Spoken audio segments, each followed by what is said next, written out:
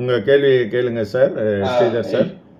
இப்போ வந்து நிறைய இடங்கள்ல வந்து conscious, super conscious, divine conscious இந்த மாதிரி நிறைய வந்து கேள்விப்படுறோம். ஆனா இந்த உணர்வு வந்து எல்லாத்துக்கும் இருக்கு. இந்த விழிப்புணர்வு அதை எப்படி பண்ணணும், விழிப்புணர்வுனா என்ன, அதை வந்து எப்படி வந்து நம்ம எந்த செயல் செஞ்சாலும் விழிப்புணர்வோட செய்யறோம், அப்பதான் நமக்கு பதிவுகள் வராதுங்க. உங்க கான்செப்ட் வைஸ் தெரியுது. ஆனா பிராக்டிக்கலா நம்ம எப்படி பண்ணணும், அதை வந்து எப்படி ஒவ்வொரு அடுத்த லெவல் கான்சியஸ்லாம் எப்படி போறதுன்னு தெரியல. சரி, இத உங்களுக்கு சொன்னானுங்களே, அவனுங்க கிட்ட கேட்டு பாத்தீங்களா? யாரும் சரியா சொல்ல மாட்டேங்கிறாங்க. விழிப்புணர்வோடு இருக்கிறாங்க. விழிப்புணர்வுனா என்ன அது தெரியணும்ல. அப்புறம் எதுக்கு அவனுங்க வந்து யூடியூப் போடுறானுங்க? ஏங்க, விழிப்புணர்வு, அந்த உணர்வு, இந்த உணர்வு, பியூர் கான்சியஸ்னஸ், அந்த இது எந்த பிரச்சனையும் இங்க கிடையாதுங்க. எதையுமே பேர் வைக்காதீங்க. இன்னைக்கு வந்து பேர் வச்சு அவன் ஒவ்வொரு என்ன சொல்றது, they want to mint money, அவ்வளவுதான். அதனால அவங்க வந்து எதையுமே சூசகமா சொல்லுவாங்க. ஏதாவது வேணும்னா எங்க கிளாஸுக்கு வாங்க அப்படின்றத மட்டும்தான் சொல்லுவாங்க. அத மாதிரிலாம் எதையுமே யோசிக்க வேண்டாம். விழிப்புணர்வு அப்படின்றது எல்லாம் வேற. விழிப்புணர்வு அப்படின்னா என்னன்னா, நம்ம உலகில் யூஸ் பண்ற ஒரு வேர்டு தாங்க விழிப்புணர்வு. சரியா? எந்த ஒரு வேலையை செய்தாலும் நம்ம வந்து முழுமையா செய்யணும். வேற ஒன்றத்தை யோசிக்கிட்டே இதை செய்யக்கூடாது. வண்டி ஓட்டுறோன்னா ஃபுல் கான்சியஸ் டிரைவிங்ல இருக்கணும். அப்போ வந்து நீங்க நிறைய யோசிச்சுக்கிட்டே வண்டி ஓட்டக்கூடாது. அப்படி நிறைய யோசனை இருந்ததுன்னா டிரைவரை யாராவது வச்சுக்கிட்டு போகணும். இதெல்லாம் வந்து ஒரு ஒரு perfect consciousness of the work. இதெல்லாம் வந்து என்ன சொல்றது, இதுக்கும் ஆன்மீகத்துக்கும் சம்பந்தமே கிடையாதுங்க. அப்படியா? ஆனா நம்மளுடைய பதிவுகள்லாம் வராம இருக்கு. ரொம்ப எவன் சொன்னா பதிவுகள் வராதுன்ட்டு? என்ன இது பதிவுகள் வந்ததுக்கான எவிடன்ஸை சொல்லுங்க. நீங்க உங்களுக்கு பதிவு இன்னைக்கு வந்துச்சுன்றது என்ன உங்க இமெயில்ல வருதா இல்ல வந்து வாட்ஸ்அப்ல வருதா? நீங்க இத்தனை பதிவு பண்ணிருக்கீங்க இன்னைக்குன்ட்டு அது தெரியாது. ஆனா ஸ்டாக்ல டிஎன்ஏ ஸ்டாக்ல அவ்வளவுன்னு தெரியும். எவன் சொன்னா அந்த டிஎன்ஏ வருதுன்னு? இந்த லூசு பயலுக சொல்றதெல்லாம் ஏன் சார் நம்பின்னு கிடக்குறீங்க? உடம்புக்கும் உங்களுடைய ஆன்மீக பயணத்துக்கும் என்ன சார் சம்பந்தம்? உடம்புக்கும் ஆன்மீகத்துக்கும் நான் ஏற்கனவே சம்பந்தம் கிடையாதுன்றத நான் முன்னாடியே சொல்லியாச்சு. சரியா? உடம்பு என்றது வந்து இருக்கிறதை தெரிஞ்சுக்கிறதே உங்களுடைய உணர்வு தான். இந்த உணர்வு என்ற 5 தலை பாம்பை எடுத்துன்னு போய் உங்க உயிரில வந்து நிறுத்திட்டீங்கன்னா இந்த உடம்புன்ற கான்சியஸே இருக்க போறதில்ல. அதுல வேற ஒரு சில பேர் போடுறானுங்க பாரு, டுபாகுரு, உடல் தூய்மை வேண்டுமா?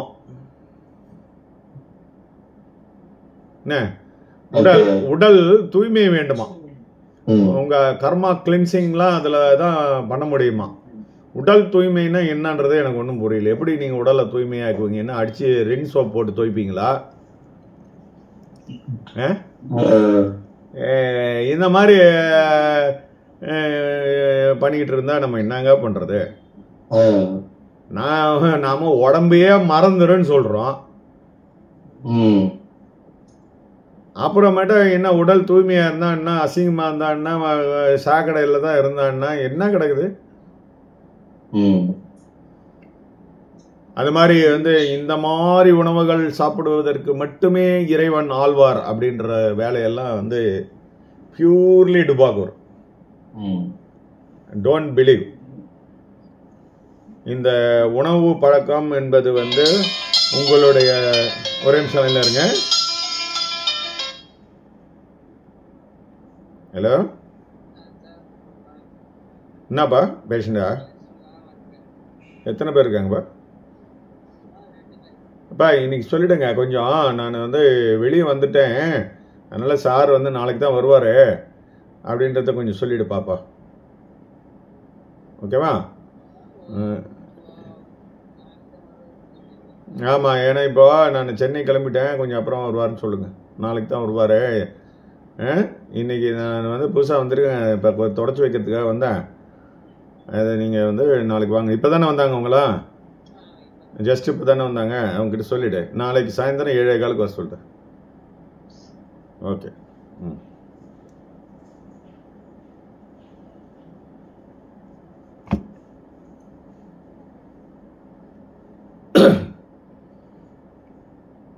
சரி, இப்போ உடம்பை வந்து இப்படி ஒரு உணவு உண்டால் மட்டுமே இறைவனை அடைய முடியும் அப்படின்னு சொல்கிறதெல்லாம் வந்து உண்மை கிடையாதுங்க. ஏன்னா நம்ம ஆன்மீக பாதையில் போகும்போது இந்த மனம் இயங்குகின்ற விஷயம் வந்து அவ்வளோ சீக்கிரம் அடங்காது. அப்போ நீங்கள் எதையாவது ஒரு பயிற்சிகளை பண்ணும்போது என்ன ஆகுன்னா, உங்கள் உடம்பு வந்து உஷ்ண நிலைக்கு அதிகமாக வர ஆரம்பிக்கும். ஏன்னா அந்த மனதோட டர்புலன்ஸில் வந்து உங்களுக்கு உடம்புல வந்து உஷ்ணம் வந்து அதிகமாகும். ஸோ அந்த மாதிரி அதிகமாகும் போது நம்ம வந்து அந்த உஷ்ணத்தை குறைக்கக்கூடிய வகையில் நம்ம செயல் பண்ணணுன்றது மட்டும்தான் முக்கியமே ஒழிய, இப்படி உணவு சாப்பிட்டாதான் வந்து உனக்கு கிடைப்பாங்க அப்படின்றதெல்லாம் கிடையாது என்பதை புரிந்து கொள்ளுங்கள். இறைவனை அடைவதற்கு வெஜிடேரியனும் ஒரு வழி இல்லை, நான் வெஜிடேரியனும் ஒரு வழி இல்லை. இரண்டையும் தாண்டி உண்ணாமல் பசி இல்லாமல் இருந்தால் மட்டுமே, பசி இல்லாமல்னா என்ன, பசி உங்களுக்கு தானா உங்களை விட்டு ஓடி போகணும். அப்பதான் இறைநிலைன்றது வந்து என்னன்றத முழுசா விளங்கும். சரியா? அது வரைக்கும் உங்களுக்கு வந்து விளங்காது. அது வந்து it will take its own course. சரியா? ஸோ இப்போ நீ வந்து இறைவனை அடையணும்னா குழந்தை போல இருக்கணும் அப்படின்லாம் சொல்லுவாங்க. அப்படிலாம் குழந்தை போலலாம் இருக்க வேண்டிய அவசியம் கிடையாது. குழந்தை போலன்னா கைச்சப்பின்னு இருக்கிறது குழந்தை போல இல்லை. குழந்தை எப்படி வந்து சிறு வயதிலிருந்து உணவு முறையை கையாளுதோ அதே மாதிரி நீங்க ரிவர்ஸ்ல போவீங்க. குழந்தை முதல்ல தாய்ப்பால் குடிக்குது, அதுக்கப்புறமேட்டா கொஞ்சம் பசும்பால் அதெல்லாம் குடிக்குது, அதுக்கப்புறம் கொஞ்சம் ஒரு செமி சாலிட் டயட்டு கொடுக்குறோம், அதுக்கப்புறமேட்டா பார்த்தீங்கன்னா கொஞ்சம் சாலிட் டயட்டு கொடுக்குறோம், அதுக்கப்புறம் பார்த்தீங்கன்னா அதுல இருந்து கொஞ்சம் வெஜிடேரியன் நான் வெஜிடேரியனுடைய கடினமான பொருட்களையும் கொடுக்குறோம். இதே மாதிரி உங்க உடம்பு தன்னுடைய கன்ஸ்ட்ரக்ஷனுக்கு தேவையான அளவு வரைக்கும் அந்த உடம்புல வந்து அந்த தேவைப்படுகின்ற பொருளை வந்து எடுத்துக்கும். அது தேவைப்படலைன்னும் போது அதுவே ஒதுக்கும். அது வரைக்கும் நீங்க ஒதுக்கக்கூடாது. அப்படி ஒதுக்குனீங்கன்னா உங்க உடம்புல நோய் வரும். நல்லா புரிஞ்சுங்க. இப்ப நான் மூட்டை தூக்குறேன்னு வச்சுக்கோங்க,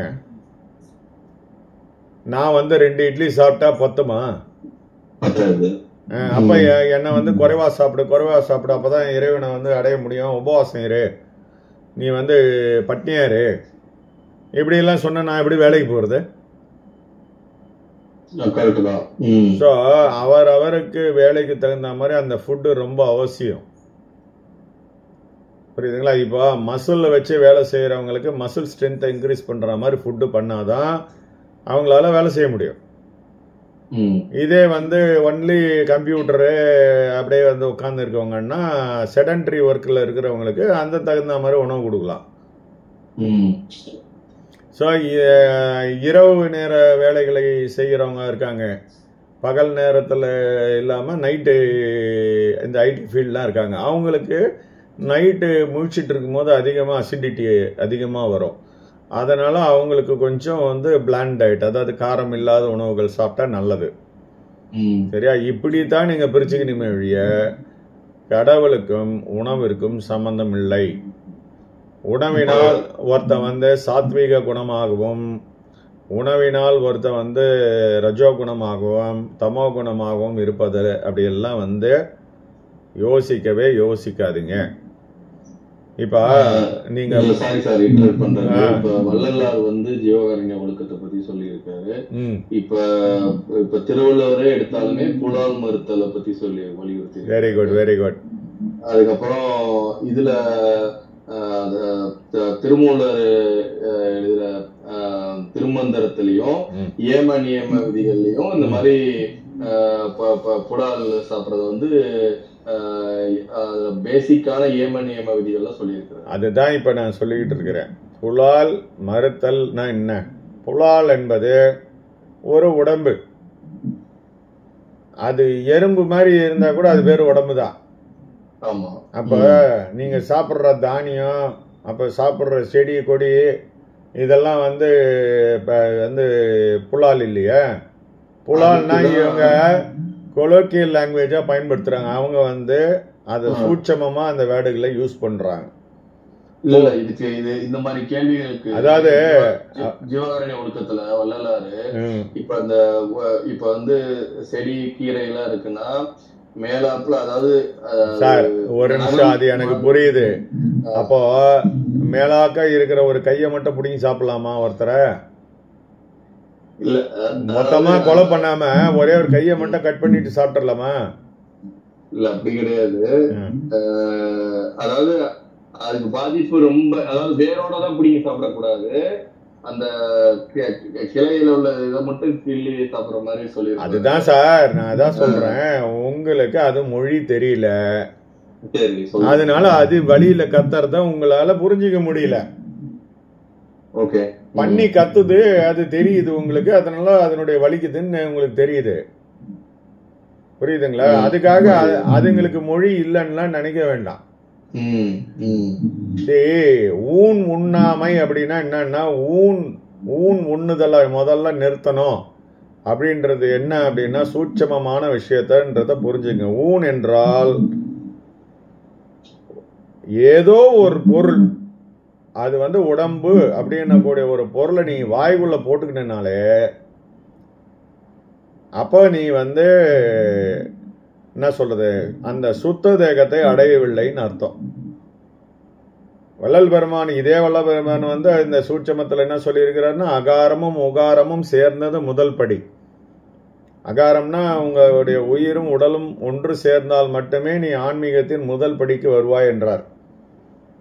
அப்ப முதல் படிக்கு வரணும்னாலே வந்து நீ வந்து வாயில போடுறத எப்ப நிக்குதோ அப்பதான் நீ வரப்போற. அது வரைக்கும் உங்களுக்கு வந்து வெறும் காட்சிகளும் வெறும் வந்து என்ன சொல்றது, அறிவியல்ல வந்து கொஞ்சம் மெசேஜஸ் தான் கிடைக்குமே ஒழிய அந்த நிலையை அடைய முடியாது. சரியா? ஸோ வள்ளலார் சொன்ன ஜீவகாருண்ய ஒழுக்கம்ன்றதே வேறங்க. இவங்க எல்லாம் இடை சொற்கள்லாம் இருக்குது, அதெல்லாம் விட்டுருங்க. நான் என்ன சொல்றேன்னா, ஜீவகாருண்யம்ன்றது வந்து என்னன்னா, ஜீவன் என்பது எங்கிருந்து சார் ஆரம்பிக்குது?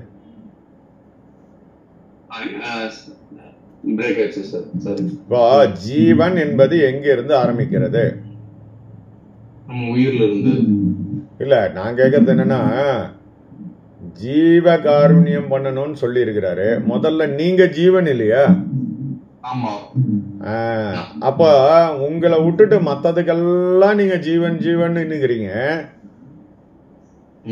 உங்க உடம்பு நசிவடையுது, அதை நீங்க வந்து நேசிச்சு அதை வந்து காப்பாற்ற மாட்டீங்களா?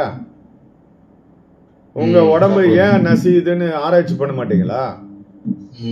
உங்களுக்கு ஏன் செல் டெத் வருதுன்னு ஆராய்ச்சி பண்ண மாட்டீங்களா? இந்த உயிரை இந்த உடம்புல தக்க வைக்கிறதுக்கான வழிகளை நீங்க வந்து செய்ய மாட்டீங்களா? இந்த ஜீவனை காப்பாற்ற மாட்டீங்களா? எடுத்தவனே தன்னவட்டில எதிரில் இருக்கிற ஜீவனை பத்தி மட்டும்தான் எல்லாரும் யோசிக்கிறாங்க. அதுக்கு ஒரு 2 இட்லி வாங்கி கொடுத்துட்டா சரியா போச்சுன்னு நினைக்கிறாங்க. கையில காசு இல்லைன்னா என்ன பண்ணுவீங்க? அப்ப ஒரு பிச்சைக்காரன் வந்து இன்னொரு பிச்சைக்காரனுக்கு எப்படிங்க ஜீவகாருண்யம் பண்ண முடியும்? அப்ப என்ன சொல்லியிருக்காங்கன்றத புரியணும். ஜீவகாருண்யம்ன்றது வந்து முதல்ல உன்னுடைய உடம்பை காப்பாற்றிக் கொள்ளுதல், அதுதான் ஜீவகாருண்யம். உன் உடம்பு வந்து நசிவடையாமல் காப்பாற்ற வேண்டும். அப்ப நம்ம உடம்பு எப்பெல்லாம் நசிவடையுது அப்படின்றத தெரிஞ்சுக்கணும். அந்த மாதிரி விஷயங்களை நம்ம செய்யாம இருந்தால் மட்டுமே நீங்க வந்து இந்த முழு ரகசியத்தையும் தெரிந்து கொள்ள முடியும். சரியா? எல்லாருமே வள்ளல் பெருமான் சொன்ன மேலோட்டமான விஷயங்களை மட்டுமே பார்த்துக்கிறாங்க. ஆனா அவர் சொல்லாததே இல்லைன்றது யாருக்குமே புரியல. அவருடைய உரைநடை பகுதியிலிருந்து பார்த்துட்டாலே எல்லாமே புரிஞ்சிடும். அதாவது அவர் 2 விஷயமா சொல்லி இருக்கிறார். ஒன்று உலகியல் வாழ்க்கைக்கு எது வேண்டும், 2வது சூட்சமமா ஆன்மீக வாழ்க்கைக்கு எது வேண்டும்ன்றத அங்க தெள்ள தெளிவா எழுதியிருக்கிறார். சரியா? அப்ப முதல்ல ஜீவகாரணம் என்பது தன்னுடைய உடலை நசிவடையாமல் பார்த்து கொள்வது. கொலை புலை தவிர்த்தல் என்றால் என்னன்னா, கொலை செய்தல் அப்படின்னா என்ன அர்த்தம்னா, கொலை இன்னொருத்தனை போய் கொலை பண்றது தான் கொலை கிடையாது.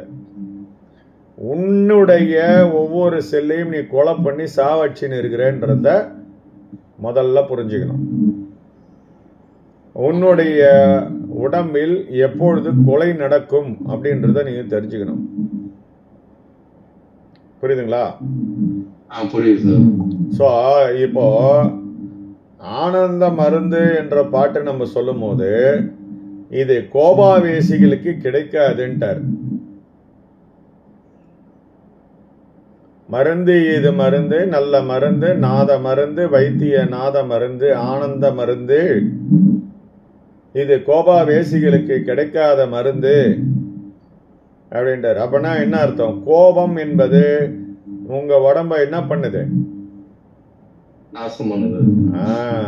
அதை நீ கண்ட்ரோல் பண்றது தான் ஜீவகாரணி ஒழுக்கம். கோபம் வரக்கூடாது. சரியா? உங்களுக்கு பயம் வரக்கூடாது. இதெல்லாம் இல்லாம இருந்தால் மட்டும்தான் உங்களுடைய பேசிக் மெட்டபாலிக் ரேட்டு குறையும். அப்பதான் உங்களுடைய அந்த இது உங்களுடைய செல்கள் நீண்ட காலம் வாழும்.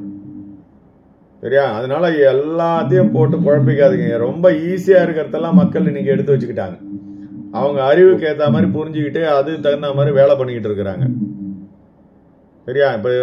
இப்ப நீங்க சொல்லக்கூடிய அன்னதானம்ன்றது இன்னைக்கு நேத்து பண்ணல, எத்தனையோ காலமா பண்ணிக்கின்னு இருக்கிறாங்க. எப்ப ராஜா காலத்துல இருந்து பண்ணிக்கின்னு இருக்காங்க. இவருடைய இதுக்கு முன்னாடி இருந்தே பண்ணிக்கிட்டு இருக்கிறாங்க. ஆனா இன்னைக்கு வரைக்கும் இதுவும் இல்லை. இன்னைக்கு வரைக்கும் எல்லாரும் அந்த நிலையை அடையலையா சார்?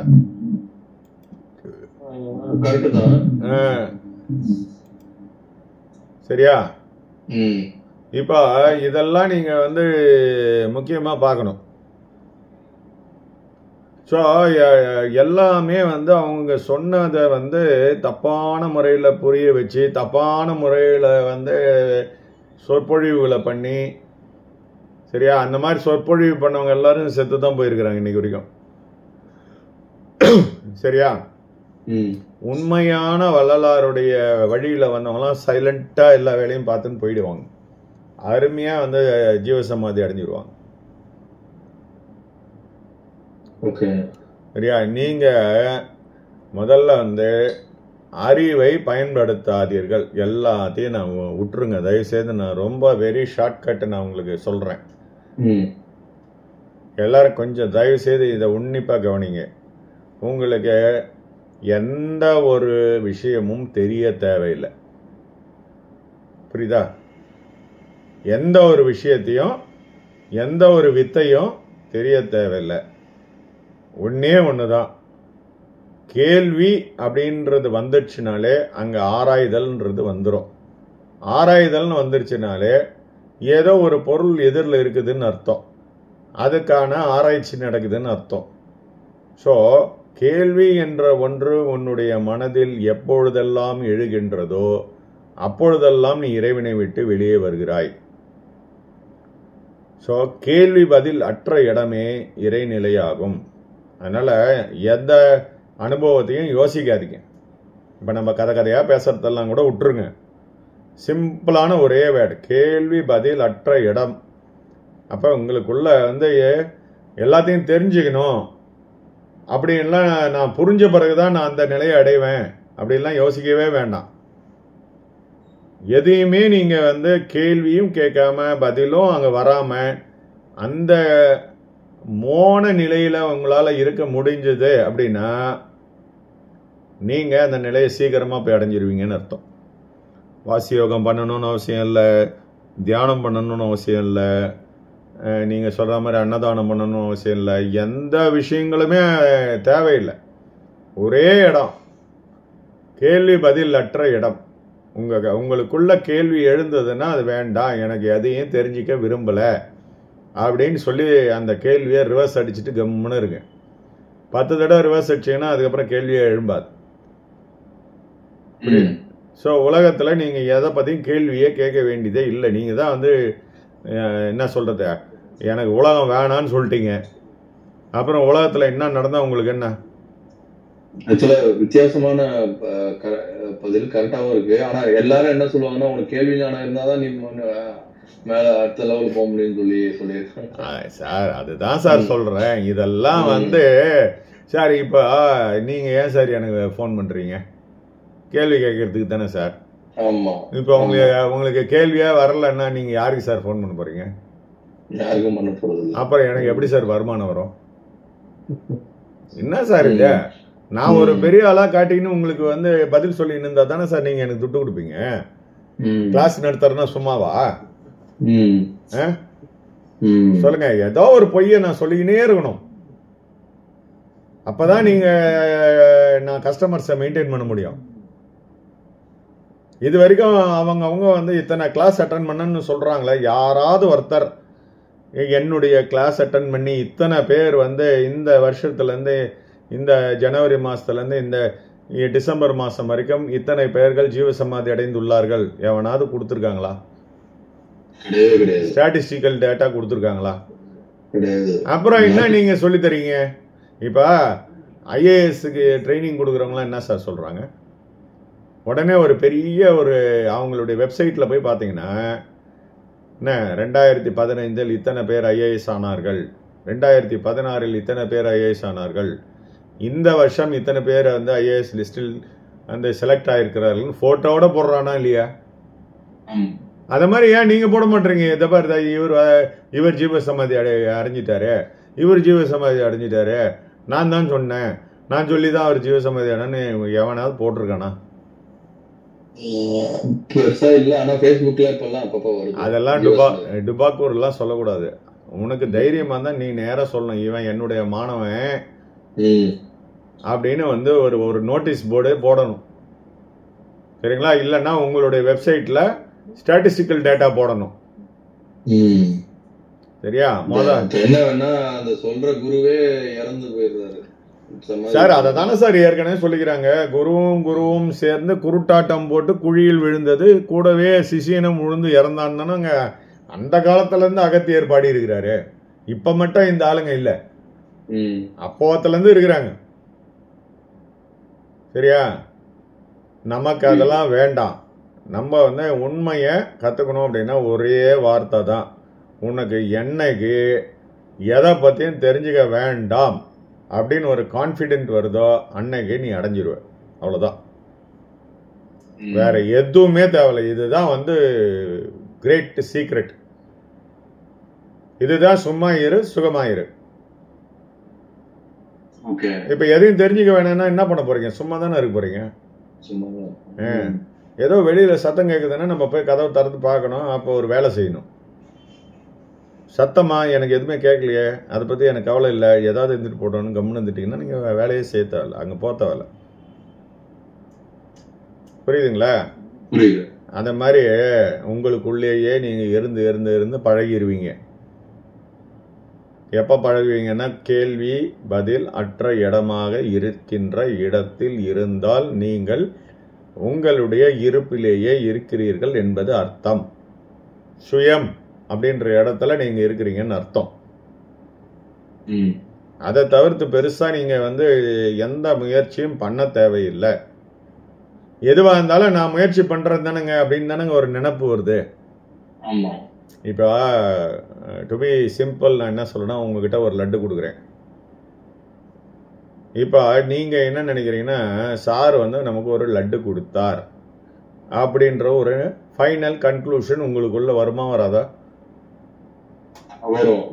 ரெண்டாவது என்ன பண்றீங்க, அதை எடுத்து சாப்பிட்றீங்க.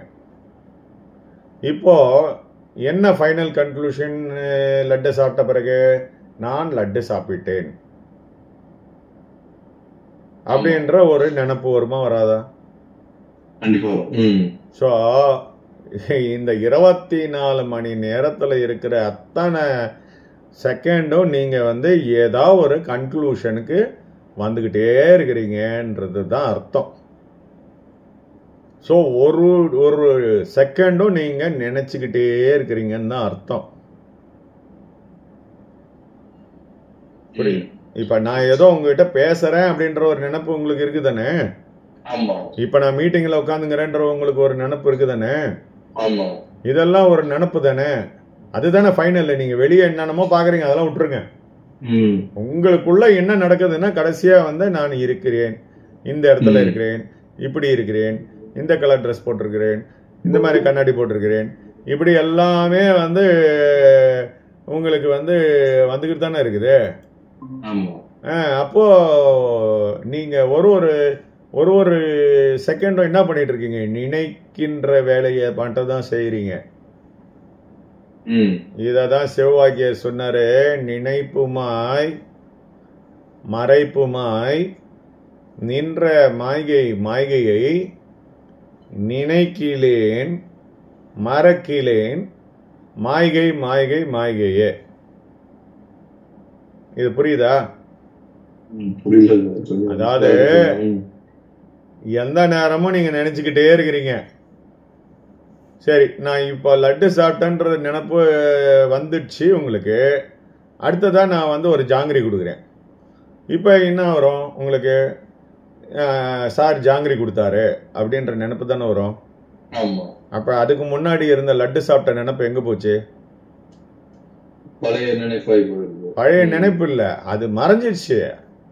புது லட்டு புது ஜாங்கிரி வந்தானே மறைஞ்சிடுச்சு. மேபி நீங்க திருப்பி ரெக்கவர் பண்ணீங்கன்னா அதுவும் ஒரு புது நினைப்பு தான்.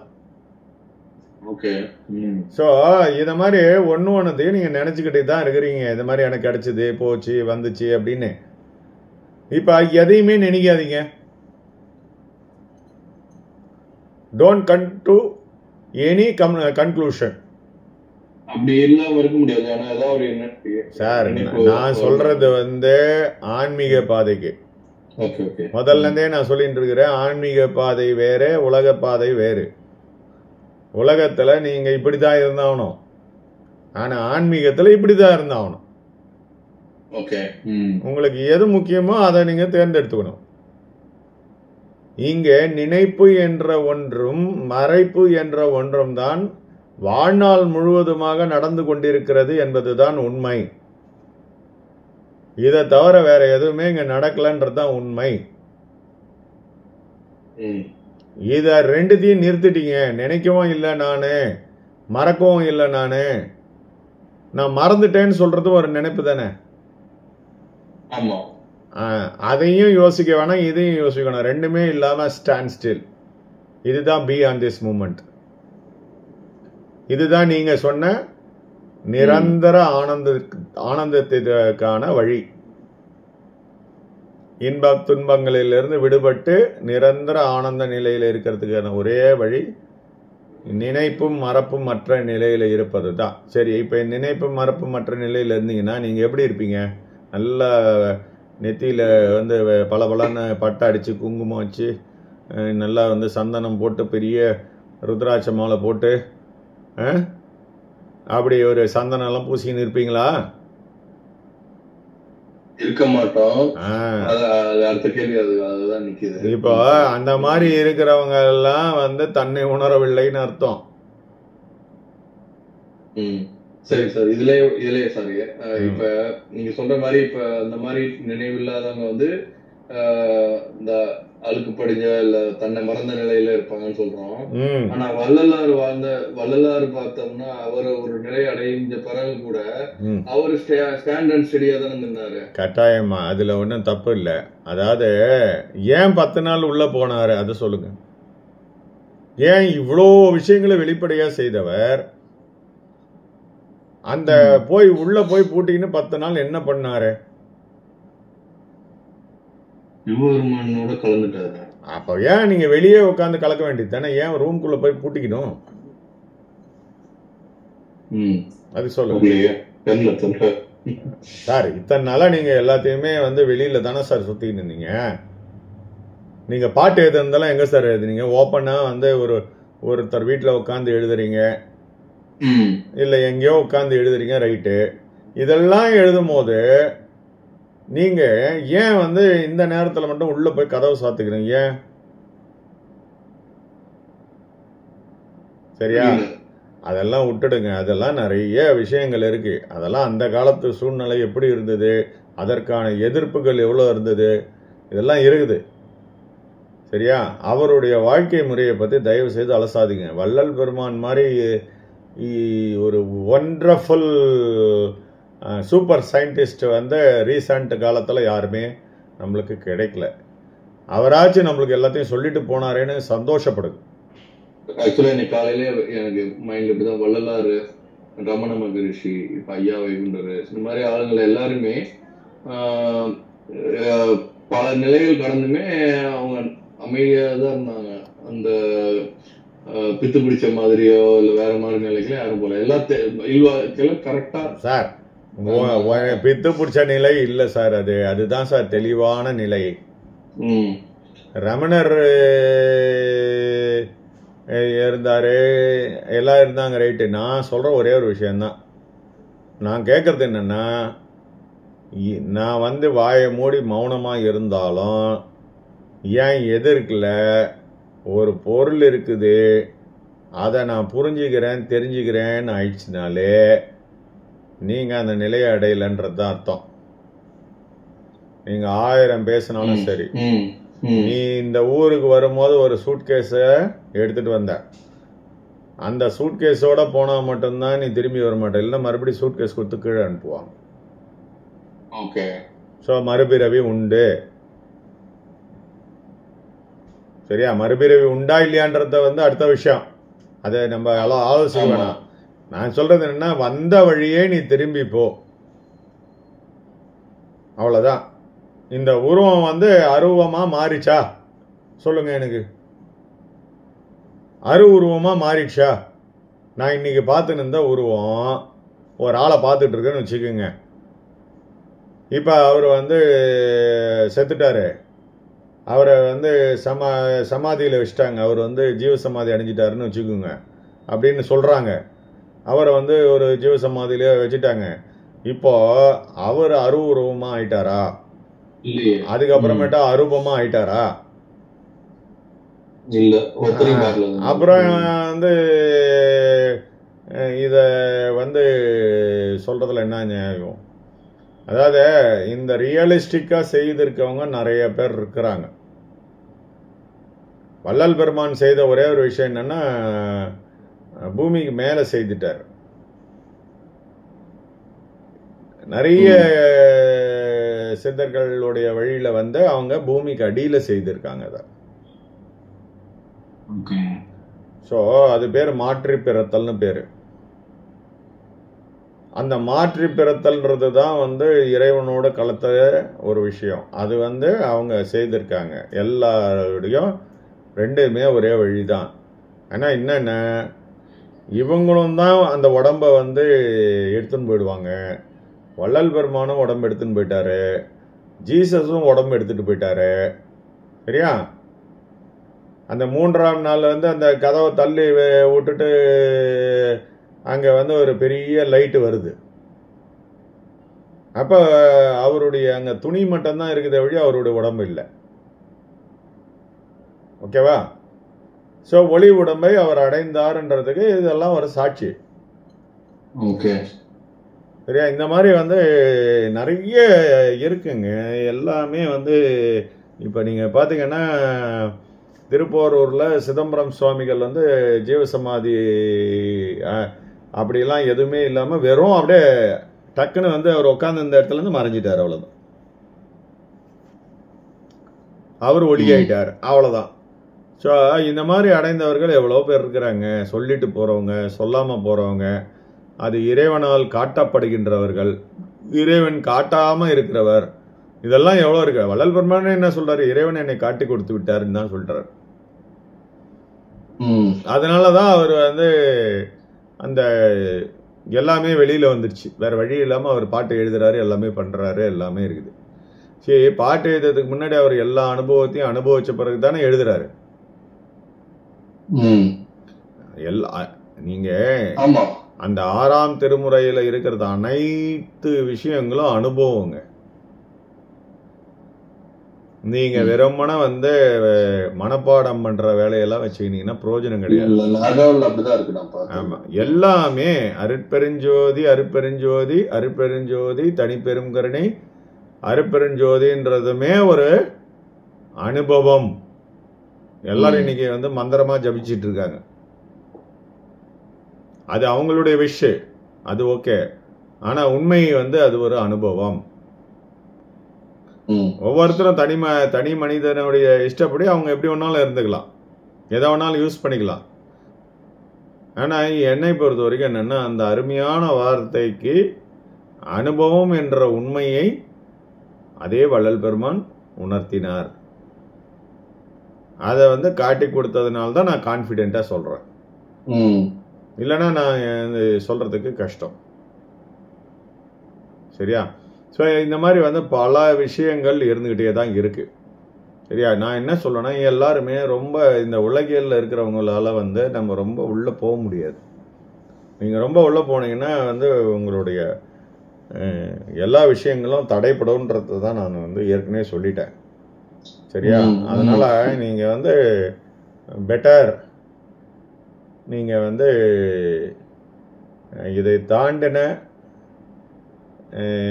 கடமைகளை முதல்ல முடியுங்க. இதெல்லாம் நீங்க பார்த்துக்கங்க, இதெல்லாம் தெரிஞ்சுக்குங்க. தெரிஞ்சுக்கிட்டு சும்மா ஒரு கொஞ்ச நேரம் ப்ராக்டிஸ் பண்ணுங்க, போதும்.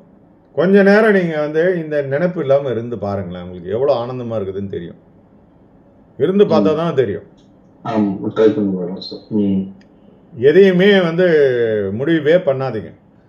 இப்ப காலையில வந்துச்சு, மதியானம் வந்துச்சு, சாயந்தரம் வந்துச்சு, எதிரில் கார் வந்துச்சு, அது வந்துச்சு, இது வந்துச்சு, அதுக்காக நீங்க பைக் ரைட் பண்ணும்போது இது மாதிரி நினப்பு இல்லாம இருந்துடாதீங்க. ஒரு இடமா உட்காந்துக்கின்னு நினப்பு இல்லாம இருக்கணும் ஒரு 15 நிமிஷம். தியானத்திலே அதை தாங்க நீங்க பண்றீங்கன்றத நீங்க புரிஞ்சுக்கணும். மெடிடேஷன்ன்றதே என்னன்னா அதுக்காக தான் பண்றோம். அந்த இடத்துல கேள்வியும் வரக்கூடாது, பதிலும் வரக்கூடாதுன்ற ஒரு நிலையை அடையணும்ன்றதுக்காக தான் அந்த மெடிடேஷன்றதையே பண்ணிட்டு இருக்கிறாங்க. சரியா? அது வந்து புரிஞ்சுக்கணும்.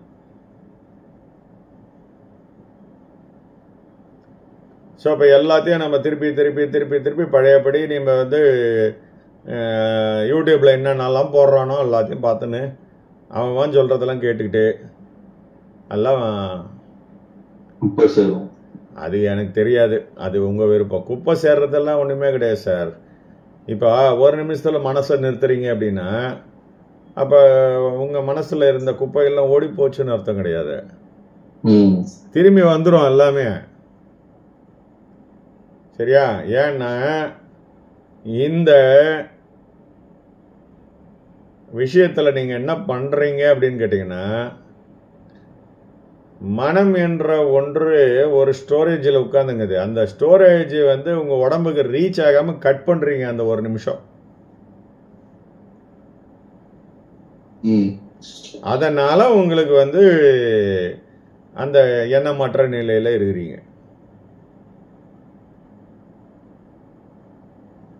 நீங்க சொல்ற மாதிரி வந்து உங்களுடைய பாவ புண்ணிய கணக்கெல்லாம் உங்க மண்டைக்குள்ளதான் இருக்குதெல்லாம் கிடையாது.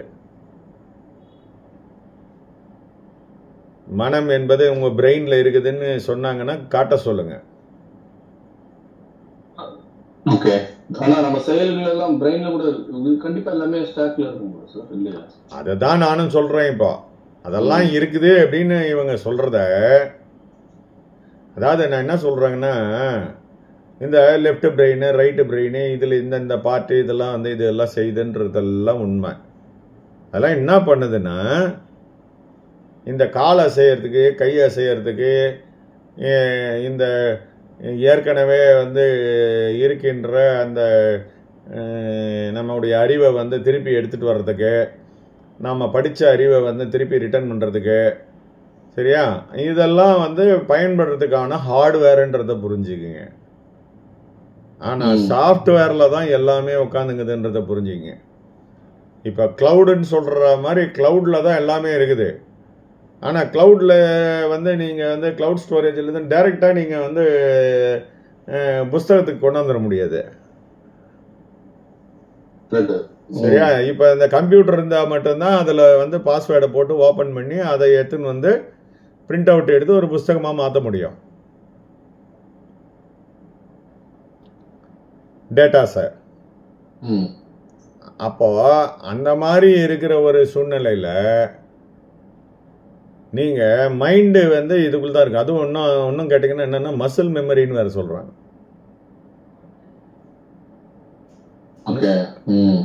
மசில் மெமரி எல்லாம் வந்து என்ன அப்படியே மசிலில் போய் அந்த அந்த நீங்கள் செய்கிற பாவ புண்ணியங்கள்லாம் போய் உட்காந்துருதான்.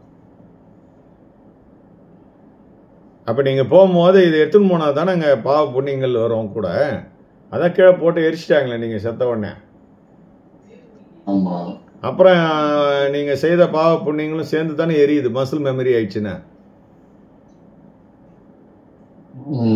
அப்புறம் எங்க இந்த அடுத்த பிரிவில் இதெல்லாத்தையும் வந்து உங்களை தாக்க போகுது? அப்படியெல்லாம் கிடையவே கிடையாது. அதான் சொல்கிறேன். அதாவது இதெல்லாம் நம்ம வந்து நான் என்ன சொல்கிறேன்னா, எதையுமே ஆராய்ச்சி பண்ணுறது விட்டுருங்க. முதல் எது முடிவு எதுன்றது வந்து ஆராய்ச்சி பண்ணதனுடைய எஃபெக்டை தான் அடி வாங்கினது வந்து பிரம்மனும் விஷ்ணுவும். சரியா? இதெல்லாம் நான் அவங்களுக்கே அந்த கதின்னு சொல்லும் போது அவங்க இருக்கிறாங்களா இல்லையான்றதெல்லாம் நீங்க ஆராய்ச்சி பண்ணாதீங்க மறுபடியும். சரியா? அண்ணாமலையாருடைய சன்னிதானத்துக்கு பின்னாடி அந்த தூணுக்குள்ள வந்து காட்டியிருப்பாங்க. மேலே வந்து பிரம்மன் பறக்கிறதாகவும் கீழே பன்றி ரூபம் எடுத்து விஷ்ணு வந்து அவருடைய பாதத்தை தேடிக்கொண்டிருப்பதாகவும் அதை வந்து காட்டியிருப்பாங்க. சரியா? அதெல்லாம் நீங்க வந்து யோசிக்கவே வேண்டாம். அதை தான் சொல்றேன். ஆதி எது அது அதுக்கு இன்னும் ஒரு பழமொழி சொல்லுவாங்களே, ரிஷி மூலம் நதி மூலம்லாம் ஆராயாதீங்கன்னு. ஸோ எல்லாத்தையும் நீங்க ஆராய்ஞ்சீங்கன்னா இந்த வாழ்க்கை பத்தாது. இந்த ஒரே ஒரு விஷயம்தான், கேள்வி வேண்டாம், பதில் வேண்டாம். இப்படி ஒரு 10 நிமிஷம் தினமும் உட்காந்து பாருங்க. அதை நீங்க கண்ணை திறந்துன்னு உட்காருவீங்களோ, கண்ணை மூடின்னு உட்காருவீங்களோ, என்ன வேணாலும் பண்ணுங்க. ஆனா எனக்கு வந்து கேள்வின்ற ஒன்றும் வரக்கூடாது.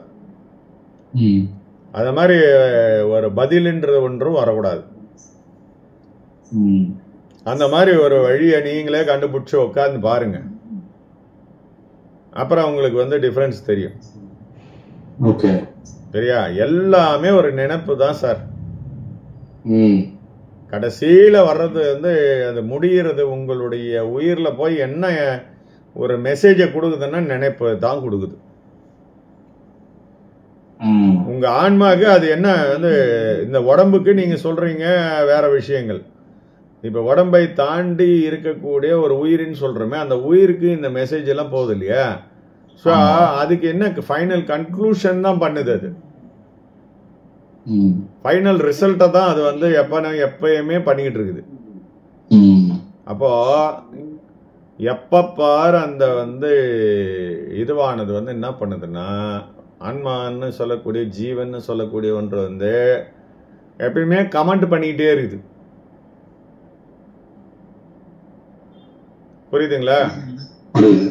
அதாவது ஒரு கிரிக்கெட் மேட்ச் நடக்குது, அதை சுற்றி ஸ்டேடியத்தில் ஜனங்க உட்காந்துங்கிறாங்க. அதில் வந்து ஒரு குரூப்பு ஒரு டீமுக்கு சப்போர்ட் பண்ணின்னு இருக்கு, ஒரு குரூப்பு இன்னொரு டீமுக்கு சப்போர்ட் பண்ணிட்டு இருக்குது. அதில் யார் சப்போர்ட் பண்ணுறாங்களோ அவங்களுக்கு ஃபேவரபுளாக ஏதோ நாங்கள் நடக்குதுன்னா அதுங்கெல்லாம் சேர்ந்து கை தட்டோம். மற்றவங்க தலையில் கை வச்சுக்கின்னு ஐயோன்னுவாங்க. புரியுதுங்களா? ஸோ இப்படி தான் இன்பமும் துன்பமும் வருதுன்றதை புரிஞ்சுக்குங்க. நீங்கள் நினைத்தது நடந்ததாக உங்களுடைய நினைப்பில் பதிவாகும் பொழுது உங்களுக்கு ஆனந்தமாக இருக்கிறது. ஆனந்தம்ன்றதோட மகிழ்ச்சியாக இருக்கிறது. நீங்கள் நினைக்கின்ற நினைப்பு எதிர்வினையாக ஆகியிருக்கிறது என்பதை நீங்கள் நினைக்கும் பொழுது அது உங்களுக்கு துக்கத்தை கொடுக்கிறது. ஸோ இந்த இரு நினைப்பும் தான் வாழ்க்கையை கொடுக்கிறது. இந்த இரு நினைப்பும் இல்லாமல் இருந்தால் நீங்க உலகத்துல வாழ முடியாது. புரியுதுங்களா? அப்ப ஆன்மீகத்துல ஒண்ணு வாழ்ந்தா உலகத்துல வாழ முடியாது, உலகத்துல வாழ்ந்தா ஆன்மீகத்துல வாழ முடியாது. நமக்கு இப்ப எது முக்கியம்? உலகியல் கடமை. நான் கடமையை முடிக்காத போறவனை ஒத்துக்கவே மாட்டேங்க. அவன் எவனா இருக்கட்டும், சரியா? கடமையை முடிக்காத போறவன். எனக்கு இப்ப கண்ணுக்கு 2 தெரியுதியா, நீ 1ன்ற 9ன்ற எதுனா சொல்லிப்போ, எனக்கு 2 தெரியுதா இல்லையா? நான் ஒன்ன எதில் மானிட்டர் எனக்கு தெரியுது. அப்ப 2 பொருள் தெரிகிறது வந்து அது உண்மையா பொய்யான்றதெல்லாம் எனக்கு வேணாம். எனக்கு எப்படியோ ஒண்ணு தெரியுதா இல்லையா? அதை மறைய வைக்கிறதுக்கு உன்னால முடியல, நீ மறைய வை. இல்ல அது தானா எப்போ மறையுதோ மறையட்டும். மறைஞ்ச பிறகு நான் ஒண்ணுன்றத உணர்ந்துக்கிறேன். அது வரைக்கும் நான் செய்ய வேண்டிய கடமையை செய்யணும். இந்த உலகியலுக்குன்னு ஒரு நியதி இருக்கு. ஒரு காக்கா குருவி கூட தன்னுடைய முட்டையை பாதுகாக்கிறதும், தன்னை விட ஒரு பெரிய மிருகத்தோட சண்டை போடுறதும், அது தன்னை கொன்றுவிடும் தெரிஞ்சு கூட தான் குட்டியை காப்பாத்துறதுக்கு அதுகிட்ட சண்டைக்கு போகும். அந்த தாய் உள்ளம், அந்த எல்லாமே வந்து இயற்கையிலேயே எல்லா பிறவி ஜீவன்களுக்கும் இருக்குது. சரியா? இது வந்து உங்களுடைய கடமை. அப்ப நீ குடும்பத்துல வந்துட்ட, கல்யாணம் பண்ணி உனக்கு வந்து குழந்தை குட்டிங்க வந்துச்சு அப்படின்னா, நீ அந்த கடமையை நிறைவேற்றாமல் போனால் அது நியாயமற்ற செயல். என்னை பொறுத்த வரைக்கும் அது பொய், மாயை, இப்படி டுபாக்கூரெல்லாம் விடக்கூடாது. என் கண்ணில் இருந்து அது மறையணும். இப்ப வரைக்கும் நான் எல்லாத்தையும் பார்த்துக்கிட்டு தான் இருக்கிறேன். இன்போன்றதையும் பார்த்துக்கிட்டு தான் இருக்கிறேன், துன்போன்றதையும் பார்த்துக்கிட்டு தான் இருக்கிறேன். சரியா? அப்போ அதெல்லாம் என்னைக்கு மறையவே இல்லையே. என்னைக்கு என்னையே நான் மறந்து என்னுடைய கோமணமும் அவிழ்ந்து அந்த நிலைக்கு போறோம்னா அன்னைக்கு தான் ஒரிஜினலுங்க. அன்னைக்கு தான் you are fit to join spirituality. அதுதான் அந்த சுத்த நிலையை அடைந்துடுறது. அதுக்கு நீ இப்பயே நீங்க எல்லாத்தையும் கட்டி போட்டு சுத்தறது வந்து பைத்தியக்காரன்.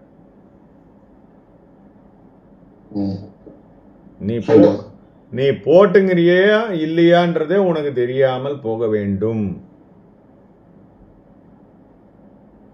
அப்ப என் பொண்டாட்டி பிள்ளைங்க எல்லாத்தையுமே என்னால் ஐடென்டிஃபை பண்ண முடியுமா? முடியாது. இப்ப முடியுது தானே? இப்ப இன்னைக்கு முடியுது தானே என்னால? அப்ப இன்னைக்கு வந்து எல்லாத்தையும் என்ன வேலை பார்க்கணும். எப்ப இது அது மாதிரி தெரியாம போதோ அப்ப நீ வந்து செய்யறான் செய்யலன்ற வார்த்தையேக்கு இடம் இல்லை. அவ்வளவுதான். அது அப்ப பாத்துக்கலாம். அதுதான் உண்மை.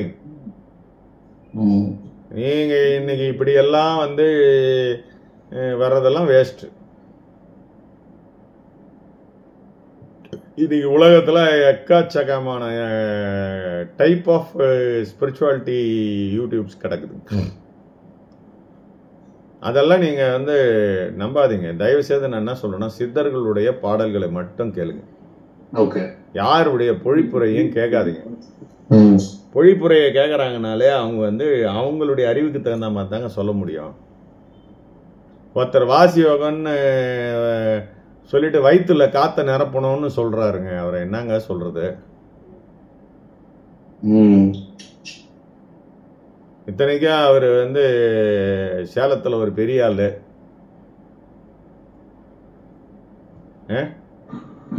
ஏக்கச்சக்கமா வந்து மைக்கு பிடிச்சி பேசுறவர் தான். குப்புசாமி ஐயா. அதெல்லாம் எனக்கு தெரியாது. யாரோ ஒருத்தர் அங்க இருக்கிறாரு. அவர் சொன்னாரு வயிற்றுக்குள்ள போய் இந்த காத்த வச்சுக்கணும்னா, வயிற்றுக்குள்ள காத்த வச்சோன்னா செத்து போடுவேன். புரியுதுல்ல? அது ம். வயிற்றுக்குள்ள காத்தெல்லாம் வந்து வைக்கிறது இல்லை. அது ஏன்னா 10ஆம் மாசத்துல இருக்கிறத தெரிஞ்சாதானேங்க. இப்போ எவனா ஒருத்தன் லட்டு சாப்பிட்டு தாங்க லட்டு இனிக்குதுன்றத கன்ஃபார்ம்டா பேசுவான். ம். இல்லைன்னா லட்டை பத்தி கட்டுரை தாங்க எழுதுவான். கரெக்ட் தான். அவ்வளவுதான். சரியா? அதனால இதெல்லாம் நம்ம வந்து முக்கியமா தெரிஞ்சுக்கணும். எல்லாருமே வந்து தன்னை பெரிய ஆளா காட்டிக்கிறதுக்காக என்ன எல்லாம் டிசைனா பண்ணிக்கிட்டு இருக்கிறாங்க. அதெல்லாம் வேண்டாம். இறைவனை அடையணும்னு நினைக்கிறவனுங்க எல்லாத்தையும் என்ன சொல்லுது, துண்டை உதிரி தோல்ல போட்டு போற கதை தான். ம். அது வந்து எப்ப நடக்கும்னா இறைவன் நேரா வந்து கூட்டும் போவார். இப்ப நம்ம வந்து நம்முடைய விதிப்படி இந்த மாதிரி ஏடாகுடமான ஏரியாவில் போய் மாட்டிக்கின்னு நம்முடைய பணத்தை இழப்பதுன்றது தான் வந்து விதியா இருந்தா ஒண்ணுமே பண்ண முடியாது. உண்மை. ம். சரிங்களா? அதனால அதெல்லாம் விட்டுருங்க. தயவுசெய்து எல்லாத்தையும் மறந்துடுங்க. உங்க அதாவது நான் சொன்னேன்ல, அந்த பக்தி மார்க்கம்னு சொல்லக்கூடிய அந்த விஷயம், நீங்க ஒரு சாங்கை பாடினவனே உங்களுக்கு கிடைச்சிச்சின்னு சொன்னீங்கல்ல, ஆமா. அது பெஸ்ட் மெத்தடுன்ற நான். ம். அப்ப சாங்குன்னு ஒண்ணு இருக்குது, பாடுற ஒரு ஆள் நீங்க இருக்கிறீங்க, you believe that song 100%. Hmm. So you got the gain. இது பலதடவை நடக்குது அது. நான் சொல்றது அதாங்க. அத மாதிரியா ஒரு எதையா ஒரு கழுதைய கூட முன்னாடி நிறுத்தி வச்சுட்டு கழுதையா எனக்கு கூடு அப்படின்னு நம்பிக்கையோட கேளுங்க, கழுதை கொடுக்கறத உங்களால பார்க்க முடியும். ம். அதை தான் நான் சொல்றேன். சரியா? குடுன்னு நீ கேட்கறன்னா நீ வந்து உன்னுடைய நிலையிலிருந்து இறங்கி வந்து விட்டாய், பிச்சை எடுக்கும் நிலைக்கு வந்துட்ட. சரியா? ம். நான் உனக்கு கொடுக்குறேன் அப்படின்ற மாதிரின்னா அது தெய்வ நிலைக்கு உயர்ந்துட்ட. சரியா? அப்போ நீங்க வந்து உலகத்துல நம்ம எப்படி இருக்க முடியும்? பிச்சைக்காரனா இருக்கணுமா இல்ல வந்து நம்ம வந்து தெய்வ நிலையில இருக்க முடியுமா?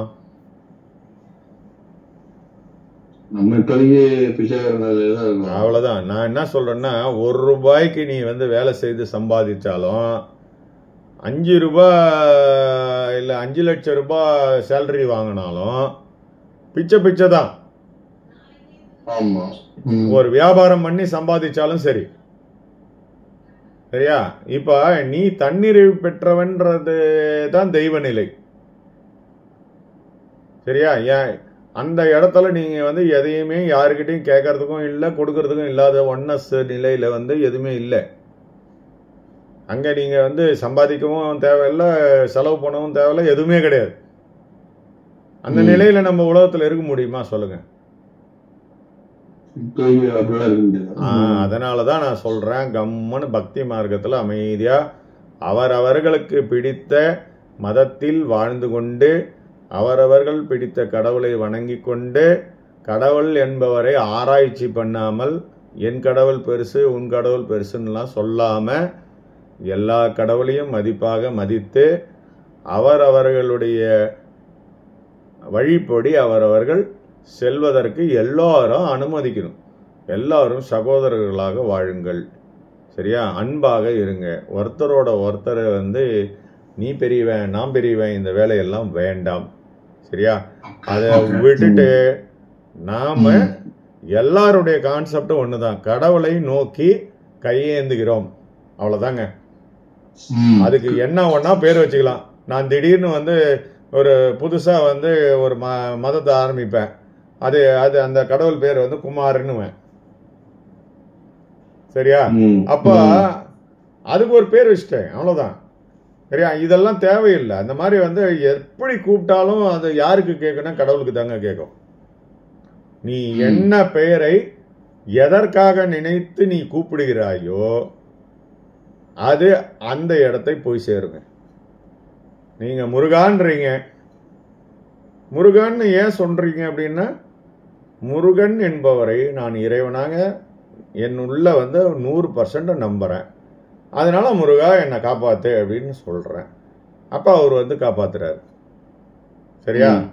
ஸோ இது மாதிரி நீ இறை நிலையை ஒரு பேர் வச்சு என்ன கூப்பிட்டாலும் சரி, அந்த ரூபமா உனக்கு ஹெல்ப் பண்ணும்.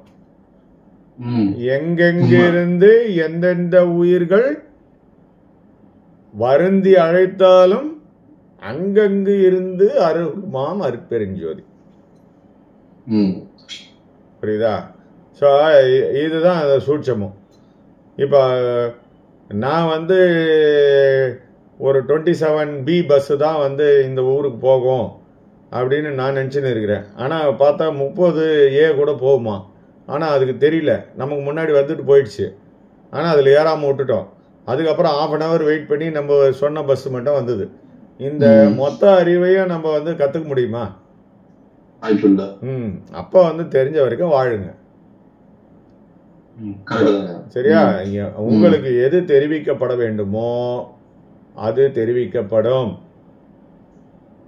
எது தெரிவிக்கப்படக்கூடாதோ அது நீங்க என்ன தலைகீழ நின்னாலும் தெரிவிக்கப்படாது. இதெல்லாம் ஒரு நிதர்சனமான உண்மைகள் என்பதை நம்ம புரிஞ்சுக்கிட்டு உலகில் இருக்கிறோம். ஒருத்தருக்கும் ஒவ்வொருத்தரவும் கொடுக்காதீங்க, யாருக்கும் கெட்டது நினைக்காதீங்க. அமைதியா முடிஞ்சா மற்றவங்களுக்கு உதவி செய்யுங்க. உன் பாக்கெட்டு எம்டியா, டோன்ட் வரி. அவனை உபத்திரம் பண்ணாம ஒதுங்கி கம்முன்னு போ. அவனுக்காக ஒரு பிரார்த்தனை பண்ணு.